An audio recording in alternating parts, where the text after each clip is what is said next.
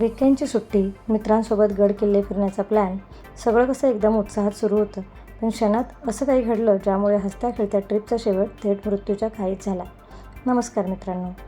मुंबईच्या अंधेरीतून 20 जणांचा एक ग्रुप मोठ्या उत्साहात पुण्यातील ऐतिहासिक राजगड किल्ला पाहण्यासाठी निघाला होता. प्रवासात गाणी, गप्पा गोष्टी सुरू होत्या. पण वेल्हा आणि हवेली तालुक्याला जोडणाऱ्या पाभे घाटात अचानक त्यांच्यावर काळाने झडप घातली. वळणदार पाभे घाटातून जाताना ट्रॅव्हल्स चालकाचं गाडीवरचं नियंत्रण अचानक सुटलं आणि पुढच्याच सेकंदाला ही संपूर्ण बस थेट एका खोल आणि भयंकर दरीत जाऊन कोसळली. गाडीचा अक्षरशः चक्काचूर झाला.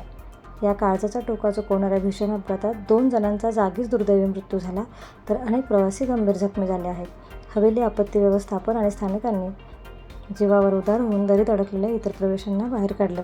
पण मित्रांनो, घाटातून प्रवास करताना अशी हयगय किती जीवघेणी ठरू शकते याचं हे भयंकर उदाहरण आहे. घाटातल्या या वाढत्या अपघातांना कोण जबाबदार आहे असं तुम्हाला वाटतं?